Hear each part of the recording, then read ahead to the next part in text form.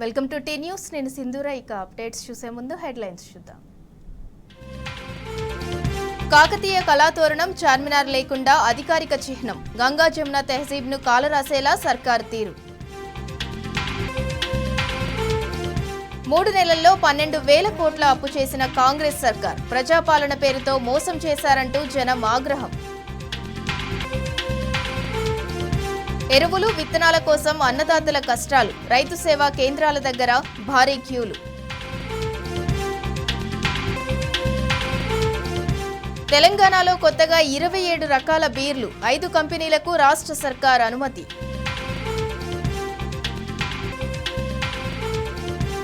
ఇవాళ కేరళ తీరాన్ని తాకనున్న రుతుపవనాలు.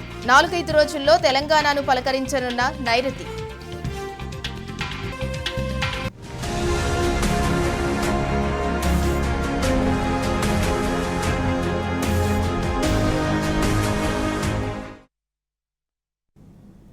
రాష్ట్ర అధికారిక చిహ్నం విషయంలో రేవంత్ రెడ్డి సర్కార్ వ్యవహార శైలిపై పెద్ద దుమారమే రేగుతున్నది.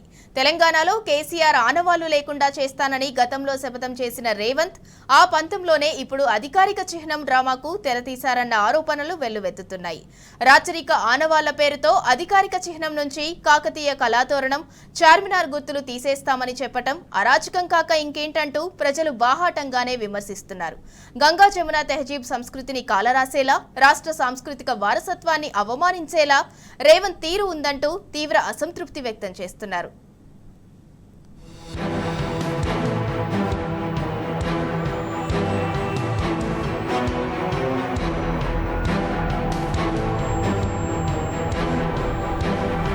కాకతీయుల కళా ప్రభావాన్ని మనం కథలుగా చెప్పుకుంటూ ఉంటాం.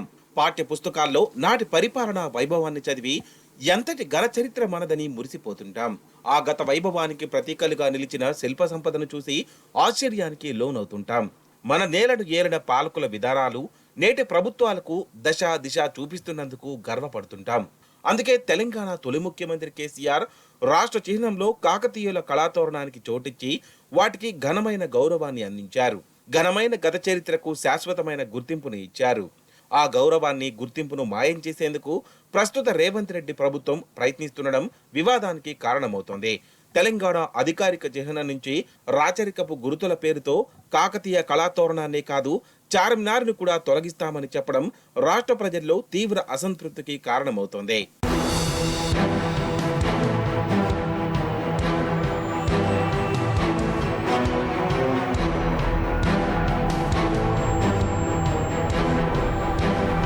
రాష్ట్ర అధికారిక చిహ్నం నుంచి కాకతీయ కళాతోరణం, చార్మినార్ను తీసేసేందుకు ప్రస్తుత ప్రభుత్వం చెబుతున్న కారణం రాచరిక పోకడల గుర్తులు. దేశ రాజముద్రలోని 3 సింహాలు అలా ఉనికిలోకి వచ్చినవే. వాస్తవానికి ఈ 3 సింహాల ముద్ర అశోక చక్రవర్తి వేయించిన స్తంభశాసనంలోని 4 సింహాల నుంచి సేకరించిన చిహ్నమే. ఆ రాజముద్రలో 4వ సింహం కనిపించదు అంతే. మన దేశ సార్వభౌమాధికారానికి ప్రతీకగా ఉన్న ఈ 2 ఆనాటి రాజరికపు ఆనవాళ్లే అని చెప్పక తప్పదు. వాటిని కూర్చింది కూడా అప్పుడు దేశాన్ని ఏలిన కాంగ్రెస్ ప్రభుత్వం కాదా అని జనం గుర్తు చేస్తున్నారు.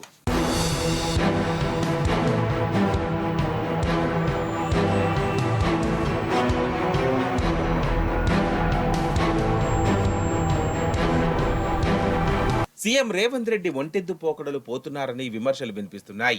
మొండి వైఖరిని ప్రదర్శిస్తూ రాచరికం పేరిట తెలంగాణ రాష్ట్ర రాజముద్రను మార్చే ప్రయత్నం చేస్తున్నారని ఆరోపణలు వెల్లువెత్తుతున్నాయి. పోనీ ఆయన కొత్తగా తయారు చేయించిన రాజముద్రలు సమతుల్యంగా ఉన్నాయా అంటే అదీ లేదు. మచ్చుకు 3 ప్రతిపాదిత చిహ్నాలు బయటకు వచ్చాయి. అవి సీఎం పరిశీలనలో ఉన్నట్లు తెలుస్తోంది. ఆ 3ంటిలోనూ తెలంగాణ సంస్కృతి, సాంప్రదాయాలు కొరబడ్డాయనే విమర్శలున్నాయి. మొదటి ప్రతిపాదిత చిహ్నాన్ని చూస్తే మధ్యలో బోనాల ప్రతీక, కింద చార్మినార్, పైన సత్యమేవ జయతే అనే ఉన్న 3 సింహాల గుర్తు, చుట్టూ ఆకుపచ్చని రంగులో గీతలు, వాటిని కప్పుతూ బంగారు వర్ణంతో గొలుసు ఆకారంలో ఆకులు, తెలుగు, ఇంగ్లీష్, ఉర్దూ, హిందీ భాషల్లో తెలంగాణ ప్రభుత్వం అని ఉంటుంది.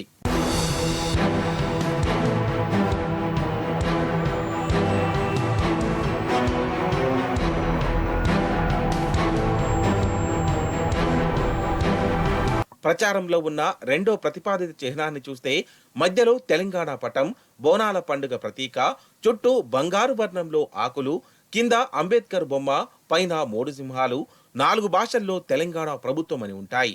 మూడో ప్రతిపాదిత చిహ్నం మధ్యలో ఎరుపు రంగు బిందువు, చుట్టూ అదే రంగులో కిరణాలు ఉంటాయి. పై భాగంలో స్కై బ్లూ కలర్లో అటు 3 ఇటు 3 పిందెలు ఉంటాయి. కింద 4 చతురస్రాలతో కూడిన అర్ధ చంద్రకాంతి ఉంటుంది. ఆ క్రింది వైపు సమ్మక్క సారళమ్మ గద్దె, పైన 3 సింహాలు, చుట్టూ 4 భాషల్లో తెలంగాణ ప్రభుత్వం ఉంటాయి. ప్రభుత్వం రూపొందిస్తున్నట్లుగా ప్రచారంలో ఉన్న ఈ 3 చిహ్నాలు వివాదాస్పదంగానే ఉన్నాయనేది తెలంగాణ వాదుల ఆరోపణ.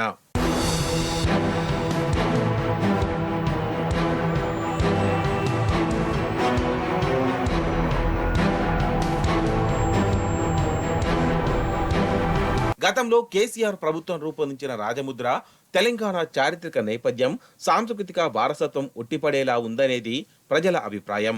1500 ఏళ్ల క్రితం కాకతీయ రాజుల ఓరుగలులో నిర్మించిన తోరణం, ప్లేగు వ్యాధిని పారద్రోలే స్ఫూర్తిని నింపేందుకు 400 ఏళ్ల క్రితం నిజాం రాజులు హైదరాబాద్లో నిర్మించిన చార్మినార్, ఈ రెండు గంగా జమున తెహజీబ్కు ప్రతీకలుగా అధికారిక రాజముద్రలో అప్పటి ప్రభుత్వం పొందుపరిచింది. ఇప్పుడు సీఎం రేవంత్ రెడ్డి వాటిని తొలగించి కొత్త ముద్రను తీసుకొచ్చే ప్రయత్నం చేస్తూ విమర్శల పాలవుతున్నారు.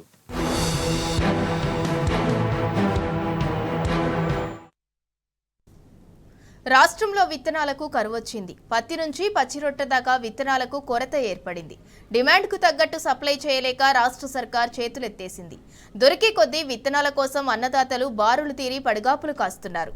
పడుతున్న అగచాట్లపై అధికారులను నిలదీస్తున్నారు. ఒక్కొక్కరికి 2 ప్యాకెట్లు ఇస్తామని ఒప్పుకుంటూనే విత్తనాల కొరతపై ప్రతిపక్షాలు దుష్ప్రచారం చేస్తున్నాయన్న మంత్రి తుమ్మల మాటలు విని జనం నవ్వుకుంటున్నారు.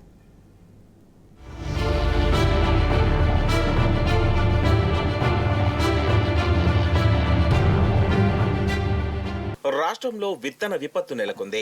పచ్చిరొట్ట విత్తనాలనే పంపిణీ చేయలేక రాష్ట్ర ప్రభుత్వం చేతులెత్తేసింది. జనము జీలుగా పచ్చిరొట్ట విత్తనాలు ఇవ్వలేని ప్రభుత్వం ఎరువులు, విత్తనాలు సరిపడా ఇస్తుందా అని రైతులు ప్రశ్నిస్తున్నారు. వ్యవసాయ శాఖ మే నెల మొదటి 2 వారంలోనే పచ్చిరొట్ట విత్తనాలు అందుబాటులో ఉంచాల్సిందే. మే నెలాఖరు అయినప్పటికీ పచ్చిరొట్ట విత్తనాల కోసం రైతులు పరుగులు తీయక తప్పడం లేదు.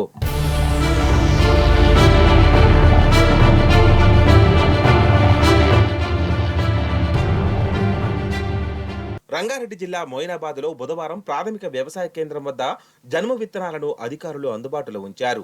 ఈ విత్తనాల పంపిణీకి మోయినాబాద్ రైతు వేదికలో, కేతిరెడ్డిపల్లి క్లస్టర్ కనకమామిడి రైతు వేదికలో ఏఈఓలు టోకెన్లు ఇచ్చారు. టోకెన్ల కోసం ఉదయం 6 గంటలకే రైతులు పరుగులు తీసి చెప్పులను లైన్లో పెట్టారు. టోకెన్లు తీసుకొని మళ్లీ పిఏసిఎస్ ఎదుట బారులు తీరారు. మోయినాబాద్ మండలానికి 40 కిలోల బస్తాలు 220 మాత్రమే వచ్చాయి. ఒక పాసు పుస్తకానికి 1 బస్తా మాత్రమే ఇచ్చిన మరో 150 మంది ఉత్త చేతులతోనే ఇంటికి వెళ్లారు. ఉదయం నుంచి పడిగాపులు కాసిన బస్తా దొరకకపోవడంతో రైతులు అధికారులను నిలదీశారు. 2 రోజుల్లో విత్తనాలు ఇస్తామని వ్యవసాయ శాఖ అధికారి రాగమ్మ రైతులను సముదాయించారు. అనంతరం జిల్లా వ్యవసాయ అధికారి గీతారెడ్డి వచ్చి రైతులకు సరిపడా విత్తనాలను పంపిణీ చేస్తామని హామీ ఇచ్చారు.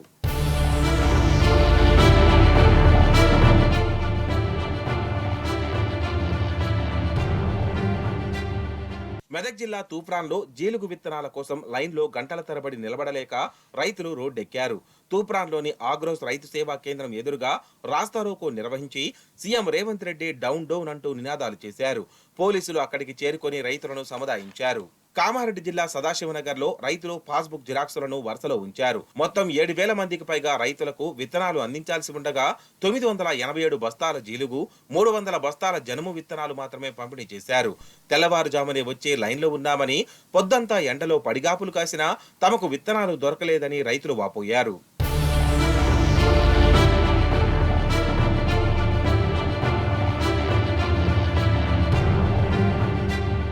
కరీంనగర్ జిల్లాలో 7,000 క్వింటాల జీలుగా 200 క్వింటాల జనుము అవసరం ఉంటాయని జిల్లా వ్యవసాయ అధికారులు ఇండెంటిచ్చారు. ఇప్పటి వరకు 2,500 క్వింటాల జీలుగా, 150 క్వింటాల జనుము విత్తనాలు మాత్రమే జిల్లాకు చేరుకున్నాయి. బుధవారం సుమారు 2,500 క్వింటాల జీలుగ విత్తనాలను జిల్లాలోని 62 కేంద్రాల్లో పంపిణీ చేయగా రైతులు ఒక్కసారిగా ఎగబడ్డారు. కరీంనగర్ శివారులోని తీగులగుట్టపల్లిలో సుమారు 40 క్వింటాల జీలుగ విత్తనాలు పంపిణీ చేయగా 2-3 గంటల్లోనే ఖాళీ అయ్యాయి.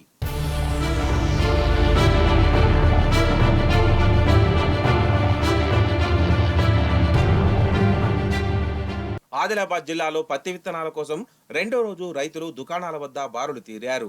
ఒక్కో రైతుకు RCH 659 విత్తనాలను 2 ప్యాకెట్లు మాత్రమే పంపిణీ చేశారు. మండు టెండలోనూ రైతులు భారీగా తరలి రావడంతో ఆదిలాబాద్ మార్కెట్ ఏరియా రద్దీగా మారింది. విత్తనాల అమ్మకాలను కలెక్టర్, SP పర్యవేక్షించారు.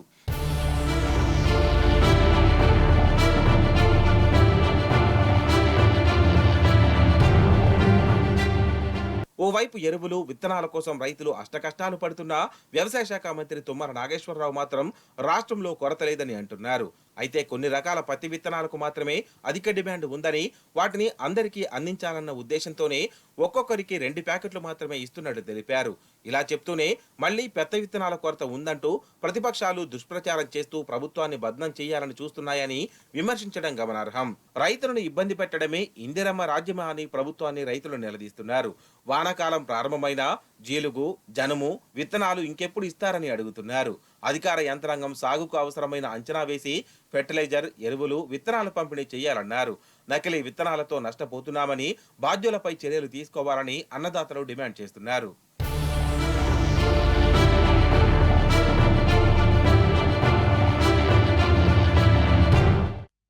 రాష్ట్రంలో కొత్త బీర్లు వస్తున్నాయంటగా, ఆ బీర్లు తాగి మధ్యప్రదేశ్లో 24 మంది సచ్చిండ్రంటగా. అలాంటి కల్తీ మద్యానికి రేవంత్ రెడ్డి సర్కార్ ఎలా అనుమతులు ఇచ్చింది? తెలంగాణలో సోమ్ డిస్టిలరీస్ బీర్లకు అనుమతులు వచ్చిన నేపథ్యంలో రాష్ట్ర వ్యాప్తంగా ఏ ఇద్దరు కలిసినా ఇదే చర్చ. అసలేమిటి ఆ సోమ్ కంపెనీ బాగోతం? వెనుక నుంచి నడిపిస్తుంది ఎవరు? రాష్ట్రంలో వచ్చిన మరిన్ని కొత్త బీర్ల కథేంటో చూద్దాం.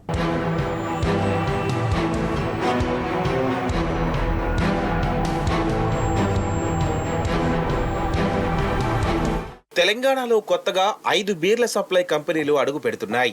ఈ 5 కంపెనీలు కలిపి సుమారు 27 రకాల కొత్త బీర్లను తెలంగాణలో ప్రవేశపెట్టనున్నాయి. తెలంగాణ బెవరేజెస్ కార్పొరేషన్ కొత్తగా అనుమతులు ఇచ్చిన వాటిల్లో Leelasons Alka beverages, Exotica liquor, Toit breweries, మాంటో Everest, Som distilleries and beverages ఉన్నాయి. రాష్ట్రంలో ఉన్న బీర్ల కొరతను తగ్గించేందుకు కొత్తగా దరఖాస్తు చేసుకున్న సంస్థలకు అనుమతులు ఇచ్చామని రాష్ట్ర ఎక్సైజ్ శాఖ పేర్కొంటున్నా దాని వెనుక పెద్ద అవినీతి భాగోతం ఉన్నట్లు కథనాలు వస్తున్నాయి.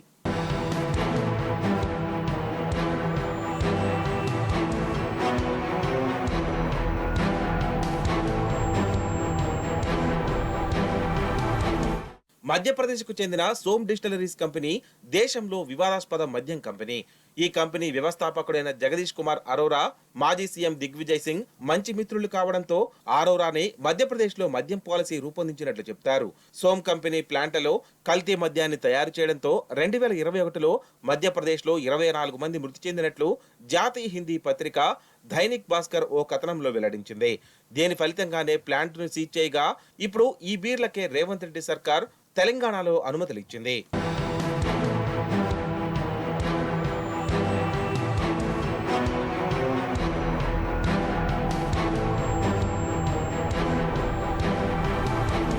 గుజరాత్లోనూ ఈ కల్తీ మద్యం తాగి మరికొందరు మరణించినట్లు ఆరోపణలున్నాయి. సోమ్ మద్యం నాణ్యత విషయంలో ఫిర్యాదులు అందడంతో ఇటీవలే మధ్యప్రదేశ్ సర్కార్ కంపెనీకి నోటీసులు ఇచ్చింది. ఇక పన్ను ఎగవేత ఆరోపణలు కూడా సోమ్ కంపెనీకి కొత్త కాదు. కాంపిటీషన్ కమిషన్ ఆఫ్ ఇండియా 2021లో సోమ్ కంపెనీపై దాడులు జరిపింది. ధరల నిర్ధారణ, సిండికేట్ తదితర వ్యవహారాలపై వచ్చిన ఆరోపణల నేపథ్యంలో CCI అధికారులు సోమ్ డిస్టిలరీస్ సంస్థపై దాడులు చేశారు.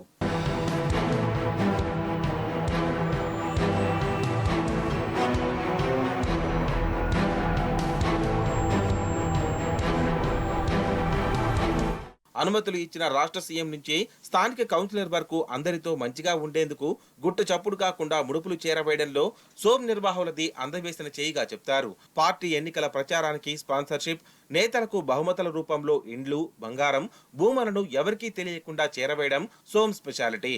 అంతేకాదు బీజేపీ, కాంగ్రెస్ కు ఎన్నికల ఫండింగ్ లోనూ ఈ సంస్థ కీలకంగా వ్యవహరించినట్లు ఎలక్టోరల్ బాండ్ల వివరాలను బట్టి అర్థమవుతుంది. ఇలాంటి దరిద్రమైన చరిత్ర ఉన్న కంపెనీకి తెలంగాణ ప్రభుత్వం గ్రీన్ సిగ్నల్ ఇవ్వడం మరింత దారుణమంటున్నారు ప్రజలు.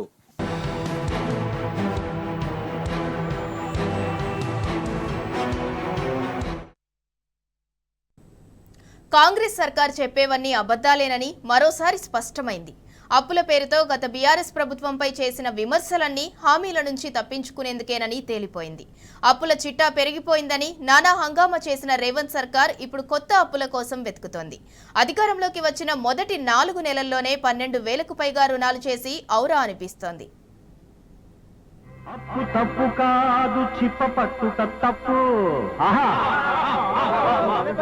అప్పు వలన కలుగు గొప్పతనము, అప్పు వలన తప్పు తిప్పలు ముప్పులు.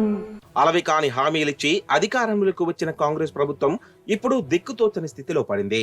రాష్ట్ర ఆర్థిక పరిస్థితి బాగాలేదంటూ హామీలన్నీ అటకెక్కించింది. గత పాలకులపై నిందలు వేస్తూనే దొరికిన చోటల్లా అప్పులు చేస్తోంది. ఉద్యోగుల వేతనాలు, పెన్షన్లు, పాలనా నిర్వహణ ఖర్చుల కోసం ఏ పూటకా పూట రుణాలు తెస్తోంది. రిజర్వ్ బ్యాంకు నుంచి ఓవర్ డ్రాఫ్టులు, వేస్ అండ్ మీన్స్ అడ్వాన్సులు, స్పెషల్ డ్రాయింగ్ ఫెసిలిటీపై ఆధారపడుతుంది. అధికారంలోకి వచ్చిన నాటి నుండి గత మార్చి 31 వరకు కాంగ్రెస్ ప్రభుత్వం ఆయా మార్గాల ద్వారా ఆర్బీఐ నుంచి 12,358 కోట్ల రూపాయల అప్పును చేసింది. అంధకారమలమినప్పుడు అప్పులకై వెతుకు, అప్పులతో వైభవంగా 100 ఏళ్ళు బతుకు. ఈ అప్పు వలన చెడిపోదు పరువు, కలికాలమందు ఇదే బ్రతుకు తెరువు. ఆర్బీఐ ప్రకారం డిసెంబర్ 2023 నుంచి ఈ సంవత్సరం మార్చి చివరి వరకు రాష్ట్ర ప్రభుత్వం వేస్ అండ్ మీన్స్ అడ్వాన్సుల ద్వారా 5,629 కోట్లను కూడగట్టింది. వాస్తవానికి WMA అనేది తాత్కాలిక నగదు అసమతుల్యతను తీర్చడానికి రాష్ట్రాలకు ఆర్బీఐ కల్పించిన వెసులుబాటు. రాష్ట్ర ప్రభుత్వం 105 రోజుల పాటు ఈ సౌకర్యాన్ని వినియోగించుకుంది. అదే సమయంలో 57 రోజుల పాటు ఓడీ సౌకర్యాన్ని పొంది 3,143 కోట్లు సేకరించింది. ఆర్బీఐ నిబంధనల ప్రకారం రాష్ట్ర ప్రభుత్వాలు తమ WMA పరిమితులకు మించి ఓడీని పొందవచ్చు.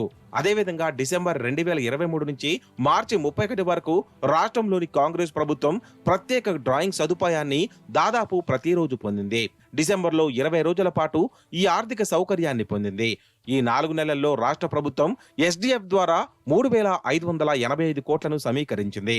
జనవరి, ఫిబ్రవరి, మార్చి నెలల్లో ప్రతిరోజు ఆర్బీఐ నుంచి ఈ వెసులుబాటును తీసుకుంది. గత బీఆర్ఎస్ ప్రభుత్వం WMA, ఓడీల ద్వారా నిధులు సేకరించడాన్ని కాంగ్రెస్ సర్కార్ తీవ్రంగా విమర్శించింది. అసెంబ్లీలో ఆర్థిక వ్యవస్థపై ప్రవేశపెట్టిన శ్వేతపత్రంలోనూ బీఆర్ఎస్ పాలన WMA పై ఎక్కువగా ఆధారపడిందని ఆరోపించింది. అయితే తాము అధికారంలోకి వచ్చాక ఇవన్నీ తమకేమీ వర్తించవనేలా వ్యవహరిస్తోంది. ఎప్పటికప్పుడు కొత్త అప్పులు చేస్తూ పాలన సాగిస్తోంది. అప్పు తప్పు కాదు చిప్ప పట్టుట తప్పు. అప్పు వలన కలుగు గొప్పతనము, అప్పు వలన తప్పు తిప్పలు ముప్పులు. ఇవి బులెటిన్ అప్డేట్స్.